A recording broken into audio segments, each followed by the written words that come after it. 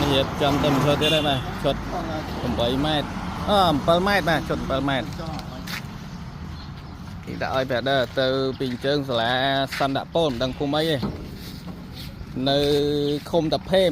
ស្រុកត្រាំកក់តកៅយើងឯងបាទនេះទៅសាក់ហើយមិញឯងបាទនេះភេទដុំបលីមានប្រឌិតបាទតែគាត់យកឆ្នាំងតូចឯងឆ្នាំងតែមិនទឹកពីឯងបាទហើយដុំបលីមានប្រឌិតយើងចាប់បុកម៉ាស៊ីនបែបហ្នឹងមួយបាទចាប់បុកម៉ាស៊ីនបែបហ្នឹងតាក់ខ្សែពៀនមកម៉ាស៊ីនឆេះហើយយើងរឹតប្រត់បតឹងបាទនេះគាត់យកគោយន្តគាត់មកដឹកខ្លួនឯងដោយសារជាងរវល់ជាប់ច្រើនណាស់បាទអានេះឆ្នាំងប្រភេទពួកមកទឹកពីរបាទប្រភេទទឹកពីរក៏កាច់គាត់ឆ្លាញ់តែទឹកពីរចូលយកធំពេកបាទអញ្ចឹងរៀបតាមមួយចង់បានដែរបាទចឹងសម្រាប់ពុកម៉ែបងប្អូនប្រជាកសិករមានតម្រូវការបាទខាតចូលក្នុងភេកវណ្ណៈជាងធ្វើក្បាលបូមទឹកមកពាក់ព័ន្ធជាមួយតម្លៃនឹងការប្រើប្រាស់បាទគុំច្រើន